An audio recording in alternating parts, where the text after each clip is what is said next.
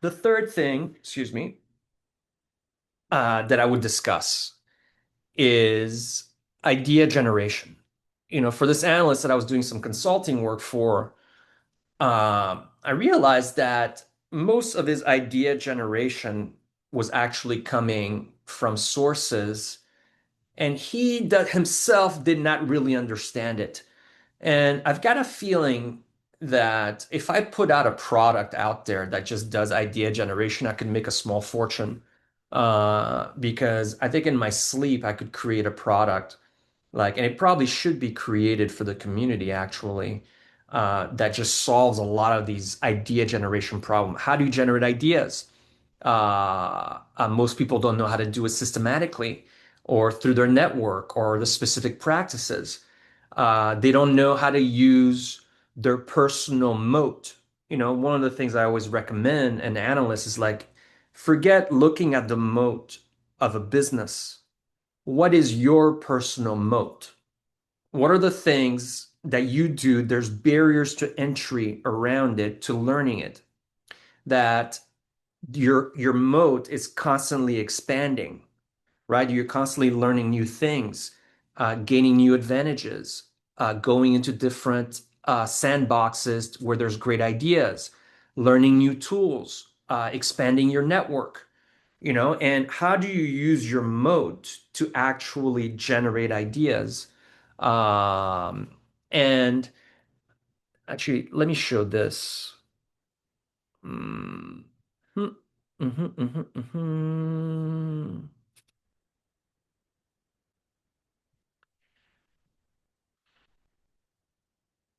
So this is our process page. I've talked about this before. Actually, have I publicly? I don't know. So, any our process is literally these 14 steps. Um, Sometimes we do them not in the right same order.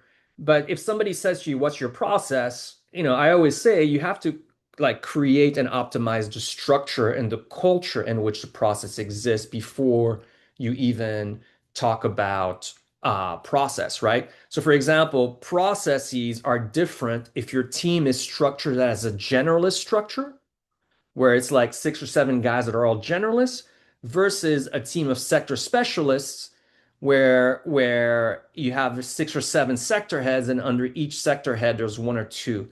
By the way, one of these actually outperforms the other, which is really interesting over time.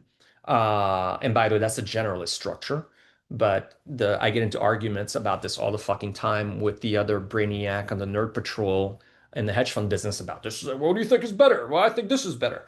And often they always say what they're doing is better, but I guess I'm doing the same thing. But then you've got thematic work, right? So, which is, do you work on finding themes? That the tailwinds that are pushing these businesses forward that you're investing in. The third is, can you generate ideas, right? And then it goes to information gathering. There's a lot of advantage in terms of how you gather information around an idea. There's fundamental research. What are the processes that you use to research a business fundamentally? There's tracking work. We're big fans of tracking. So you're investing in a business.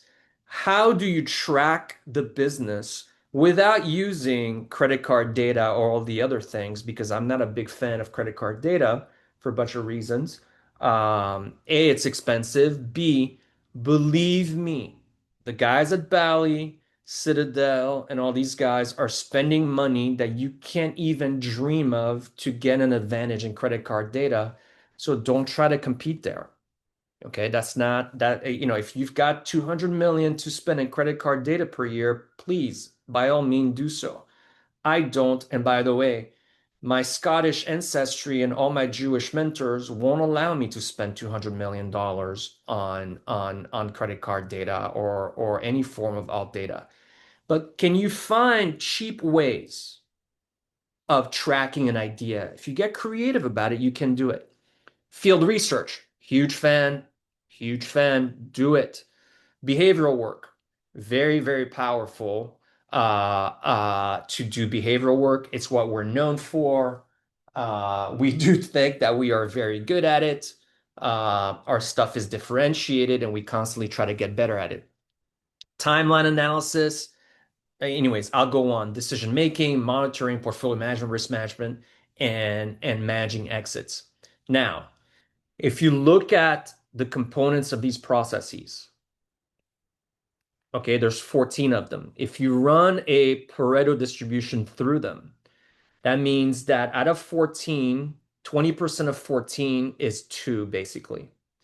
Two of these things give you 80% of the results you're trying to get.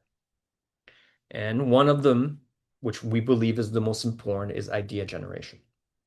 I know guys that are some of the best idea generators I've ever seen, but they're some of the shittiest analysts I've ever seen, and yet they're printing cash. Okay? The second most important one is position sizing, which is a function of number 12, portfolio management, right? If you know how to generate ideas and you know how to size them, that's 80% of value in my book. Everything else goes in to almost support the other stuff. By the way, there are times when stocks and markets are dynamic. So one of these things may matter more than the other. But over time, can you generate great ideas? Can you size them accordingly? You'll be good.